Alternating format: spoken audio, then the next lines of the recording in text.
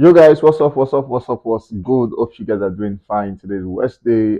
Today is one day that the universe have decided to celebrate women, and no wonder they call it the Women Crush Wednesday. So you have a girlfriend, you married, you have like a girl child, like whatever it is that you have female associated to what you do, maybe as your staff or your colleagues, or whatever it is that you have that females are associated with. It is cool that you take out today to celebrate all of them and say a massive job well done for all they've done. Massive one to all the female out there. We say massive congratulations to them, and obviously we see your efforts and then we appreciate you. The reason why we are actually doing what we do as men is because we are female around, and I'm saying you just need them to actually come out to say, all our females out there, keep doing what you do. We love you guys. Aside eating our money, you guys should leave our money alone for us. Anyways, this is me. It's your boy Daki. It's spelled Darki. Obviously, you know it's double E. And I'm saying, welcome to Ghost to Life News, where I bring you updates concerning music and that's across the country. Today, we begin our news with you know who, talking about Obio himself, Davido. We saw at the point where for the Billboard US World Album Chart, Davido made it to number 12, and then for the US, yeah, Davido has been like big in the UK, massive in the UK, where you have like numbers and charts in the UK. But then for the US, it has been very very stiff, almost difficult to penetrate the US market. But gradually, Davido is becoming a stature in the US, and people are getting to know this song day by day. Timeless at number 12. That's an amazing feat for the video, and we say congratulations to him on that one. At the same time, the unavailable song with Musa Keys remains on the US Billboard World Digital Song Sales chart for the second consecutive week at number 13. Massive one to him. For the second week at number 13, it just shows the fact that Davido is really, really big, and bit by bit, it is becoming massive in the US.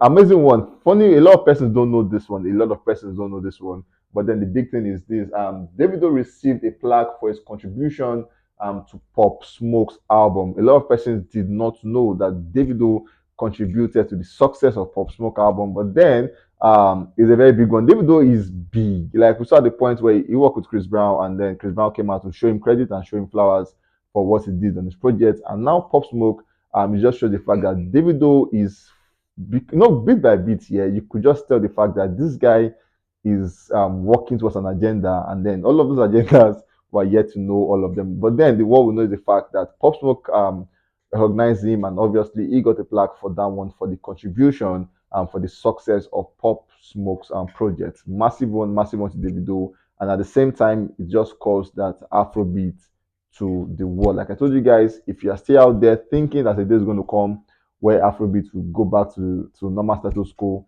it's going to be a very, very long night for you, because that day is never, ever going to come. Moving on, we have Rema as the next guy on the news. So for the Billboard 100, Rema dropped a point to number 5. Though for this week, he has been projected, for next week rather, he has been projected to make it to top 3. As a matter of fact, top 2. But then how would that play out? How would Rema make it top 2? What would happen if Rema makes it top 2? But then let's look at what next week looks like. But then for today, we're sure that Rema is on number 5, drop from number 4 to 5. And then one thing about Rema and his guys and his page is the fact that whenever Rema drops a point lower, they never post it. Never ever. They never ever will post it.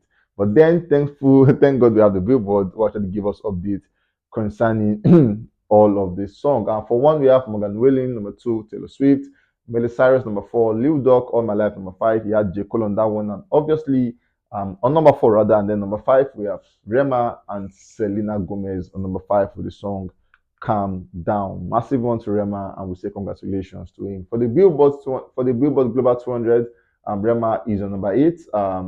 Massive one. I kind of dropped a bit, but then the fact that you're in top 10 here just shows that you are massive. And then Afrobeat is really, really massive. Number 1, we have Ella Bella Sola. Number 2, La Baby. Cupid, number 4. Flowers, number 5. Where She Goes, number 6. Karma, number 7. And Bad Bunny with Unlonged Tour with number 7. And obviously Rema on number 8. While for the Billboard Global, excluding the US, Rema also got to number 8 on that one with Joa Sobi number 1, 5050 number 2, Peso Pluma number 3, Miley Cyrus number 4, Bad Bunny, Esla Amando number 5, Bad Bunny number 6, Bad Bunny again number 7, and obviously Rema with Selena Gomez on number 8. On number 8, and we have Rema and Selena Gomez on talking about the Billboard World Digital Sales Song. Talking about the Billboard World Digital Sales Song, we saw Rema making 18 weeks at the top. Rema has been massive. Trust me when I say massive. Rema has been massive, massive. 18 weeks at the top. At number one spot. You know, it's different when you're spending like 20 weeks and you're number between 6, 7, 8, 9, 10. But then the big picture is that Rema has been number one, and then he has spent 18 weeks on the chart, 8 weeks rather on the chart, 18 weeks, yeah, on the chart, and it also become the longest running African song on top of that chart. A massive one, talking about the Billboard World Digital song sales. Moving on for the song of the summer.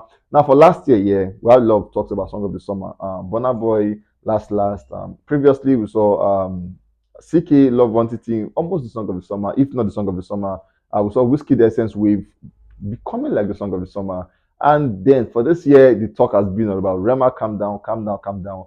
And officially, we have a chat for that. And number one, Morgan Wailing is obviously number one for the song of the summer. We have Karma with Taylor Swift, number two. We have Flowers, number three.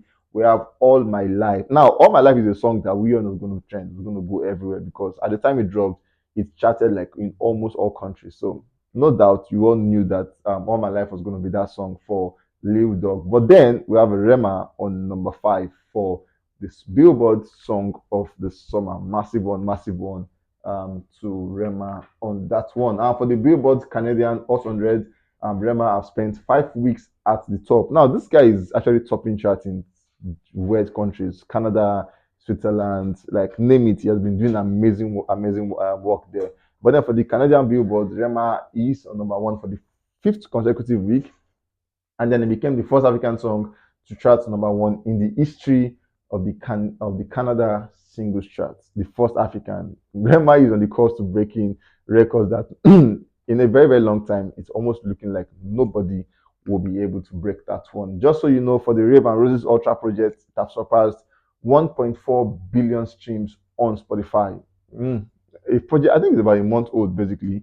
Surpassing 1.4 billion streams just shows that really they were intentional about it, and obviously they got all they wanted concerning that project. We saw Adekunle Gold as almost the last guy on the list. We saw where Adekunle Gold has been amazing, spoke about his wife, spoke about a whole lot of stuff. He came out to talk about his album at the point, and then he said he wrote a couple of songs for the project. And then the problem now is how to select song for the album. And people were waiting to see what the album would look like, talking about Tio and Tequila. But then for intro to the project, we saw where he came through Zinoliski with the song Party No They Stop, and they did the video for the song, amazing and colorful video, talking about that one with Party No They Stop. We saw where Timberland actually came out to farms in, we call it farms in Nigeria here, so a space where people want to associate with you because success have so many friends. We saw where he came through the project, which we were waiting for, but then the project just had 3 singles, and people were like asking questions saying, you talk about having so many songs and all of that. Why dropping a 3 singles album? Like, what exactly was in your thoughts when you did all of that? But Adekunle Gold love surprising his fans. I saw where he came out to announce that Tio Tequila is just a teaser. A full album is dropping this summer, Bedu after Bedu. So he's saying whatever you guys listen to, that's just like a tip of the iceberg because I have like a lot coming for you guys. He has given us update, and then he's saying for the album coming very soon, I have 19 crazy songs, and then he said I am not taking anything out. So I'm giving you guys 19 songs. Whether I like it or not, whether I want to push it or not, my own is that I'm giving you guys 19 hit song, and then like I said, they all are Gbedu after Gbedu. We are waiting forward to this one. Trust me, Adekunle Good is one person that when he drops a song, you all know that it's about vibes and vibes. Massive ones are Adekunle Good, and obviously we his fans are waiting to see what the real project finally will look like. Talking about Teni as the last lady of the news. Teni, amazing girl. We saw where she came through with the song, and then that song has a different sound to some persons. And it has been the wave of the time. People have been dancing to it. TikTok has been going out gog with the song and everything. But lately, we saw a lot of conversations about how she says a new sound, and people are like, no, not a new sound. People have similar sound before. You just copy them. And then Teni came out on the live to say, you know what, you guys are deaf. Like if you said all of that, you are effing deaf, because she said that sound is a new sound and she is way clear ahead of every other person. So name your artist, name your favorite artist.